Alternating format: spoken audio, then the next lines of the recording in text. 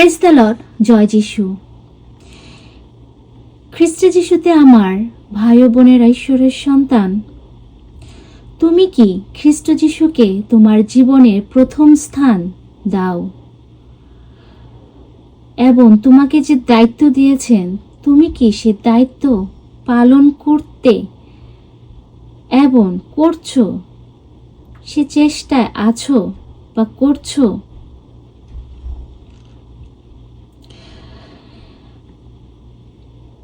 প্রভুর স্বর্গারোহণ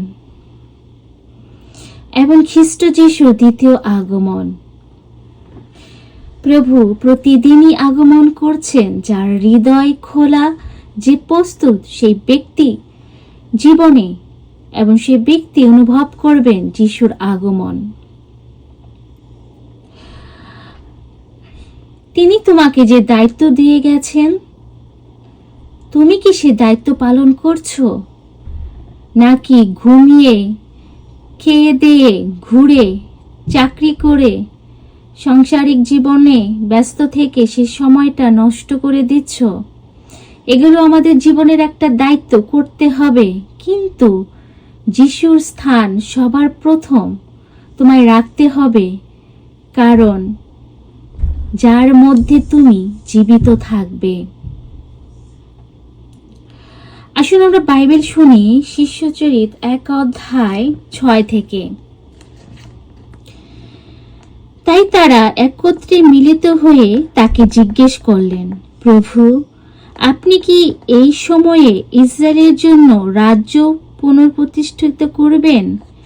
তিনি তাদের বললেন, পিতা যে সকল কাজ বা লগ্ন নিজেদের অধীনে রেখেছেন তা তোমাদের জানবার নয়, কিন্তু তোমরা পরাক্রম লাভ করবে সেই পবিত্র আত্মার পরাক্রম, যিনি তোমাদের উপরে নেমে আসবেন। তখন জেরুসালেমে, সমস্ত জুদেয়া ও সামারিয়া এবং পৃথিবীর প্রান্ত সীমানা পর্যন্ত তোমরা আমার সাক্ষী হবে। তিনি একথা বলার পর তারা তাকিয়ে থাকতে থাকতে তাদের ঊর্ধ্বে তোলা হলো এবং একটি মেঘ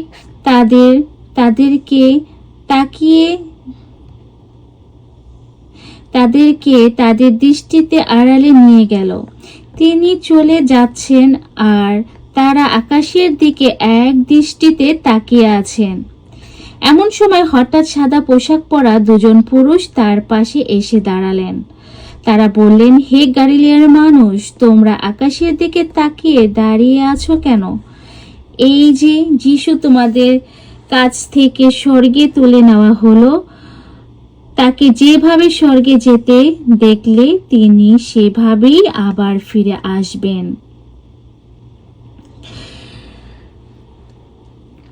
ঈশ্বরের সন্তান যিশু ফিরে আসবেন।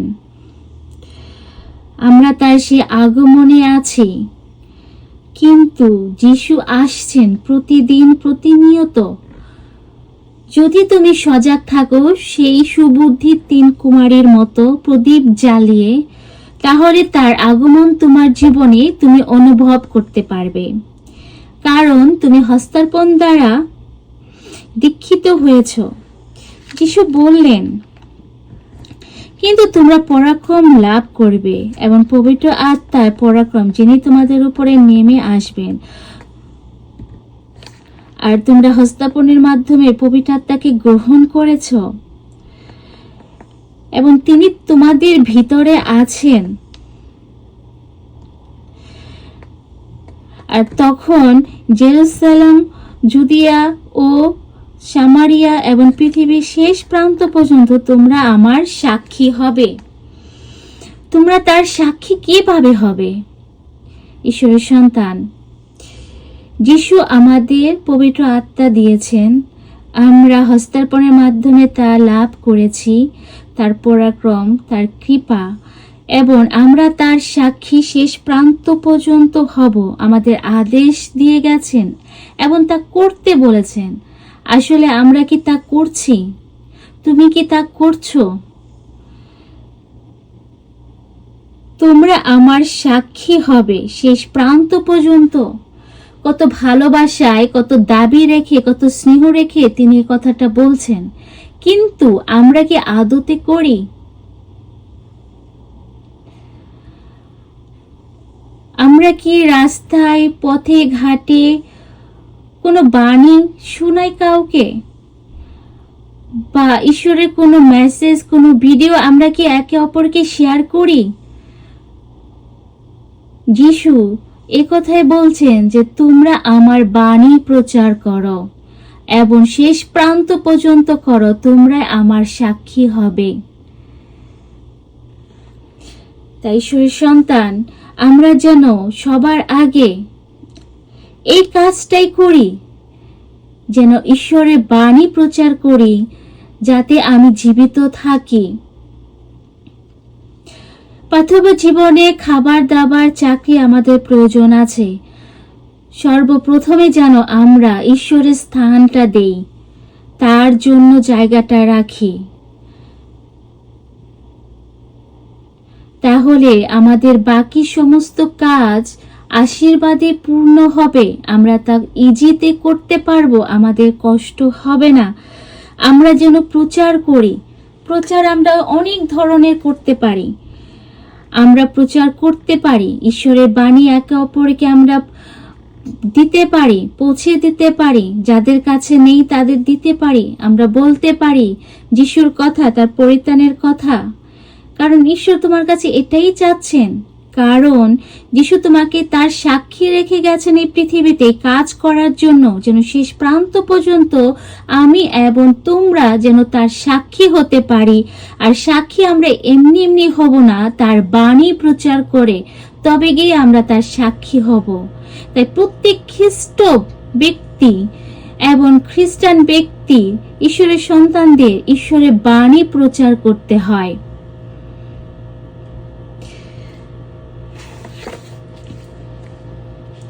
আমরা শুনি এশায়া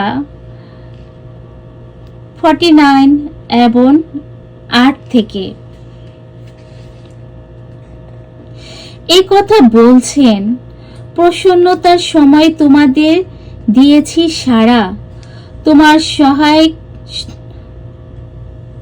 তোমাকে সহায়তা করেছি পরিত্রাণের দিনে। আমি তোমাকে গড়েছি জনগণের জন্য সন্ধি রূপে, তোমাকে নিযুক্ত করেছি। তুমি যেন দেশের পুনরুত্থান সাধন করো, যেন সেই উৎপন্ন সম্পদ পুনরুদ্ধার করো। তুমি যেন বন্দীদের বলো, বেরিয়ে এসো। যারা অন্ধকারে রয়েছে তাদের জন্য বলো, আলোতে এসো। তারা চড়ে বেড়াবে যত পথে, গাছ শূন্য সমস্ত পাহাড়ের পথে চরণ ভূমি। তারা কখনোই ক্ষুধার্ত তৃষ্ণিত হবে না। উত্তপ্ত বাতাস ও রোদ তাদের কখনো আঘাত করবে না, কারণ যিনি তাদের প্রতি স্নেহশীল তিনি নিজেই তাদের চালনা করবেন। তিনি তাদের চালিত করবেন জলের ধারার কূলে। খ্রিস্টতে আমার ভাই বোন, ঈশ্বরের সন্তান, নিরাশা হতাশার মানুষের কাছে ঈশ্বরের বাণী পৌঁছে দেওয়া। যারা অন্ধকারে আছে তাদের বলতে হবে, তোমরা আলোতে আসো। আর সেই আলোই হলো যীশু খ্রিস্টের বাণী। যারা ঘরে বন্দী আছে, যারা ক্লান্ত, তাদের কাছে পৌঁছে দিতে হবে যিশুর বাণী, যেন তারা আলোতে আসতে পারে এবং সেই ঈশ্বরের কাছে সে বিশ্রাম পেতে পারে, যেন সেই ঈশ্বর সম্পদ পুনরুদ্ধার করে, যেন সে সেই আলো, এবং তারা কখনো ক্ষুধিত এবং তৃষ্ণিত হবে না। কারণ যারা যিশুকে পাবে তারা কখনই ক্ষুধিত এবং তৃষ্ণিত হবে না। এবং যিশু এখানে বলছেন, উত্তপ্ত বাতাস ও রোদ তাদের কখনো আঘাত করবে না, কারণ যিনি তাদের প্রতি স্নেহশীল তিনি নিজেই তাদের চালনা করবেন। তিনি তাদের চালিত করবেন জলের ধারার কূলে।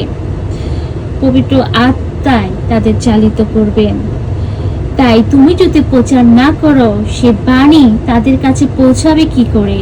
তাই তোমার দায়িত্ব যেন যীশু খ্রিস্ট যেভাবে বলেছেন, জগতের শেষ প্রান্ত পর্যন্ত তোমরা আমার সাক্ষী হবে। তাই খ্রিস্ট যিশুতে ঈশ্বরের সন্তান আমরা যেন তার বাণী প্রচার করি এবং সকলের কাছে তা প্রচার করি, নির্ভয়ে প্রচার করি। যার হৃদয় খোলা থাকবে, যে সজাগ থাকবে, সেখানেই প্রভু তার জীবনে স্পর্শ করবে এবং সেই ব্যক্তি তাকে গ্রহণ করার জন্য তার হৃদয় খুলে রাখবে, আর তার জন্যই যিশুর দ্বিতীয় আগমন হবে। খ্রিস্টতে আমার ভাই বোন ঈশ্বরের সন্তান, তাই আমরা যেন আমাদের জীবনে প্রথম কাজটাই করি ঈশ্বরের সময় দেওয়া, তার কি ইচ্ছা জানা এবং তার ইচ্ছা মতো আমাদের জীবনকে চালিত করা। এটাই হলো তোমার জীবনের প্রথম সম্পদ। এই সম্পদ যদি তোমার কাছে থাকে, তাহলে পার্থিব জীবন কি হবে এবং স্বর্গীয় জীবনও তুমি লাভ করবে। পার্থিব জীবনে তুমি কি চাইবে তাও তুমি পরিপূর্ণভাবে পাবে। যীশু খ্রিস্টের বাণী এবং ভালোবাসা আপনার জীবনে পূর্ণতা নিয়ে আসুক। জয় যীশু।